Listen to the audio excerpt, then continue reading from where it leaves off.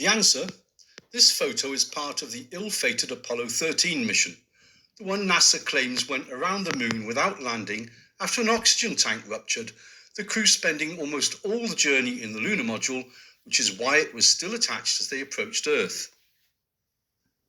It's the shadows that don't quite add up, isn't it? If the sun is shining from this angle, what part of the spacecraft could be casting a shadow on the command module? Let's take a look.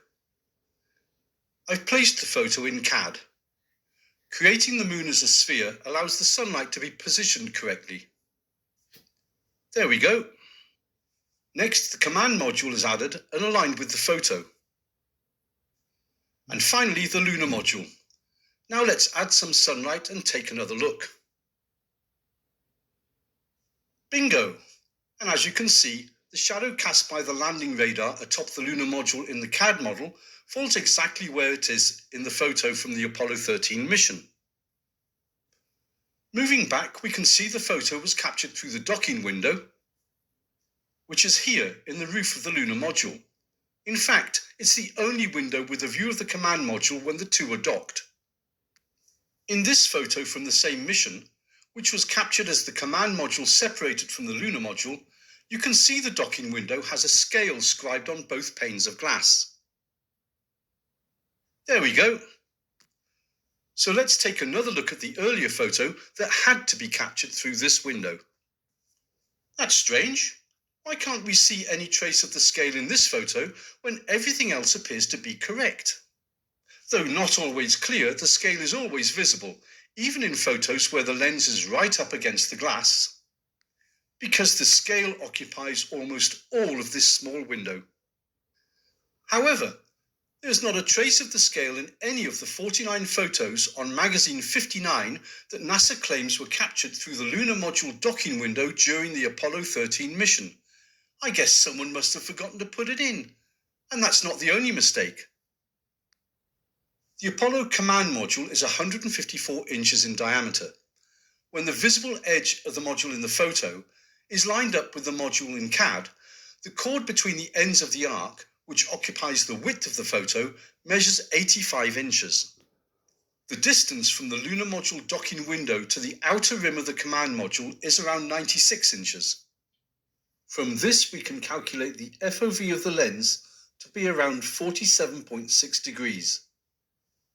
The 70mm film used in the cameras has a usable image width of 54mm, from which we can calculate the focal length of the lens used to take this photo had to be around 61mm.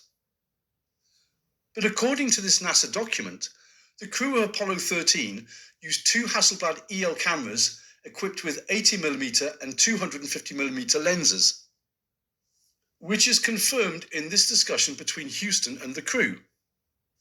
The document actually states the 250mm lens was used to take the photo, which is impossible.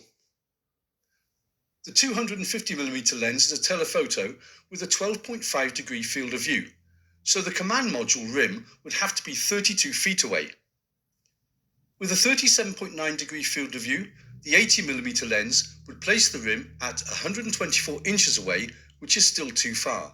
So the lens used had to be the 60mm, which was included in all Apollo lunar surface missions, including Apollo 13. But there's no mention of a 60mm lens having been used anywhere in the post-flight reports or flight journal transcript. But even if the team preparing the post-flight documentation was mistaken, and the lens used to take these photos was in fact the 60mm, the problem just gets worse. Based on a 47.2 degree field of view for the 60mm lens, the moon in this photo, as well as the other 48 photos taken during the same sequence, occupies 0.8 degrees of arc. From this, it is possible to calculate it was some 155,000 miles away when the photo was taken. But according to the Apollo 13 flight journal, separation took place when the spacecraft was 41,000 road miles from Earth, which means it had to be at least 197,000 miles from the moon. Now, if the 80mm lens had been used to take the photos, the moon would occupy 0.64 degrees of arc, which would indeed place it at around 193,000 miles. And just to be clear, if the 250mm telephoto lens really was responsible for these photos, the moon would have to be 500,000 miles away to appear so small. So we have a photo of the command module taken with a 60mm lens, one of the moon taken with an 80mm lens, and the view through a docking window with no scale.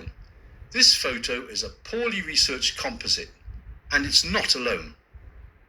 Let's turn our attention to this photo from Apollo 13. This is another view of the command module through the lunar module docking window. And this time someone has remembered that the docking window has a scale. So let's add it in. Great, it all lines up.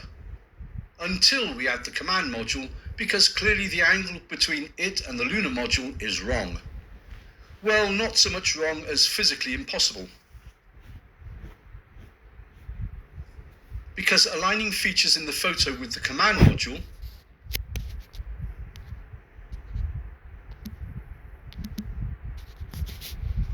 proves the photo of the command module had to be taken from a completely different angle.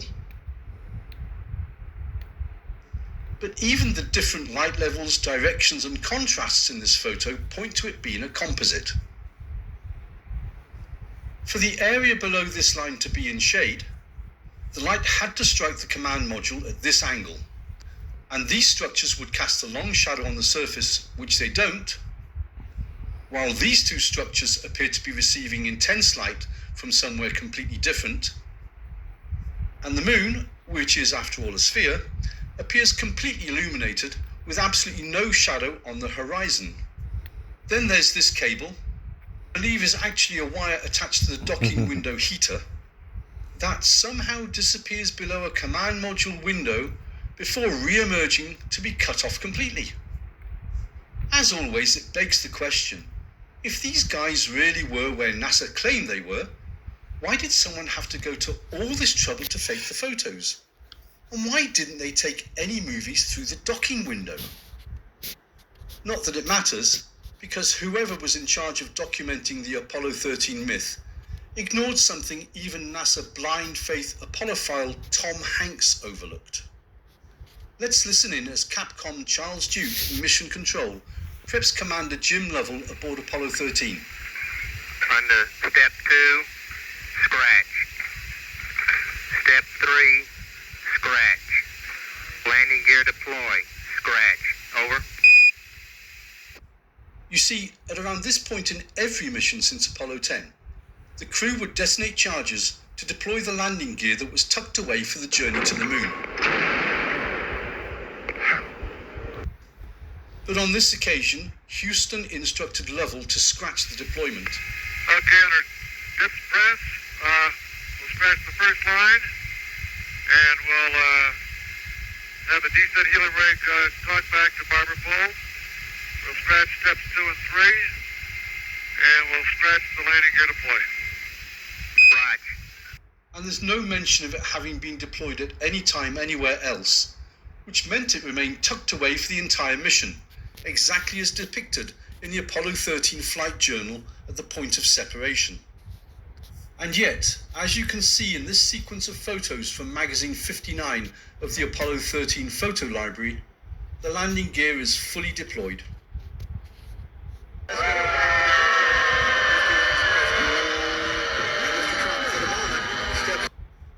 Just like every other Apollo mission, the crew of Apollo 13 never left the safety of a low Earth orbit. But unlike all the other lunar landings, Apollo 13 had to fail because NASA failed to plant the evidence it needed from the previous mission, the lunar descent module from Apollo 12, when the S-4B missed the moon. It's sleight of hand on a cosmic scale, and everyone continues to be taken in by NASA's lies. Well, almost everyone.